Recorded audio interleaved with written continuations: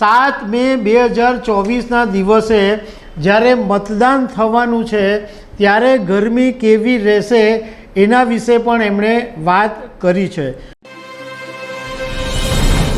નમસ્કાર દર્શક મિત્રો, ગુજરાતના હવામાનના જાણકાર અંબાલાલ પટેલે એપ્રિલ મહિનાથી માંડીને મે મહિનાની અંદર હવામાન કેવું રહેશે એની આગાહી કરી છે અને ખાસ કરીને 7 મે 2024ના દિવસે જ્યારે મતદાન થવાનું છે ત્યારે ગરમી કેવી રહેશે એના વિશે પણ એમણે વાત કરી છે। તો એના વિશે હું તમારી સાથે વાત કરીશ। મારું નામ રાજેશ શાહ છે અને તમે જોઈ રહ્યા છો ખબર છે .com। દર્શક મિત્રો, અંબાલાલ પટેલે એવું કીધું છે કે 28 અને 29 એપ્રિલે મધ્ય ગુજરાતનું જે તાપમાન છે એ લગભગ 42-43 ડિગ્રી જેટલું રહેશે અને ઉત્તર ગુજરાતનું જે તાપમાન છે એ 41 ડિગ્રી રહેશે। 29 એપ્રિલથી ફરી વરસાદ શરૂ થશે। એમણે સાથે સાથે એમ કીધું કે મે મહિનાની શરૂઆતથી વાદળછાયું વાતાવરણ રહેશે અને આ દિવસોની અંદર વરસાદ પડી શકે છે, પણ 4 મેથી હવામાનની અંદર મોટો પલટો જોવા મળશે અને 6 મેથી ગરમી વધવા માંડશે।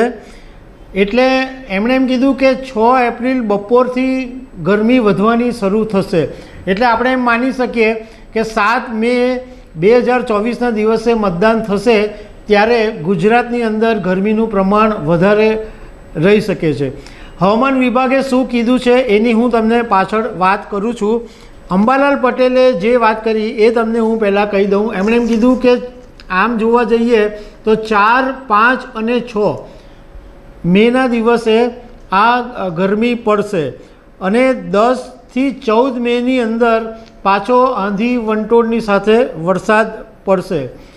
20 મેથી ફરી ગરમી શરૂ થશે અને 24-25 મે દરમિયાન ફરીથી વરસાદ પડશે અને આ જે 24થી 25 જૂને વરસાદ પડશે એ તો 24મીથી શરૂ થાય અને 4 જૂન સુધી ચાલુ રહેશે અને આ સમયગાળા દરમિયાન પણ આંધી વંટોળની સાથે વરસાદ રહેવાનો છે।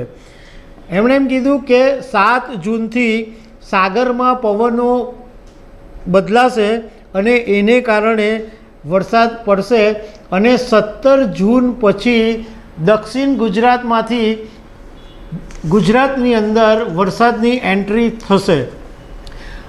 હવે 7 મેના દિવસે ગરમીનું તાપમાન ગુજરાતમાં કેવું રહેશે એના વિશે અમને હવામાન વિભાગ પાસેથી આંકડાની જાણકારી મેળવી છે। તો પહેલાં એ વાત કરીએ દક્ષિણ ગુજરાતની।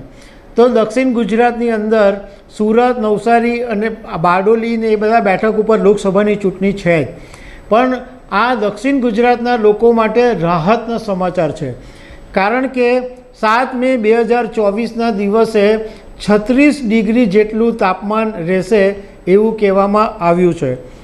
તો બીજી તરફ અમદાવાદની વાત કરીએ તો અમદાવાદની અંદર 43 ડિગ્રી તાપમાન રહેશે।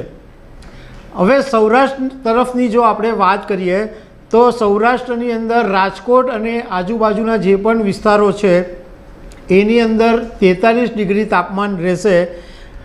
વડોદરાની અંદર 42 ડિગ્રી તાપમાન રહેશે। કચ્છમાં 39 ડિગ્રી જેટલું તાપમાન રહેશે અને સૌરાષ્ટ્રમાં જામનગરની અંદર 39 ડિગ્રી તાપમાન રહેશે। એટલે એમ કહી શકાય કે જામનગરમાં પણ થોડીક રાહત રહેશે। પણ ઉત્તર ગુજરાતની વાત કરીએ તો બનાસકાંઠા, મહેસાણા એ બધા આજુબાજુના જે વિસ્તારો છે એમાં લગભગ 43 ડિગ્રી જેટલું તાપમાન રહેશે। એટલે 7 મેના દિવસે તાપમાનનો પારો કેટલીક જગ્યાએ ઊંચો રહેવાનો છે અને કેટલીક જગ્યાએ રાહત પણ મળવાની છે। તો દર્શક મિત્રો, આવી અનેક વાતો સાથે અમે તમને મળતા રહીશું। Thank you very much.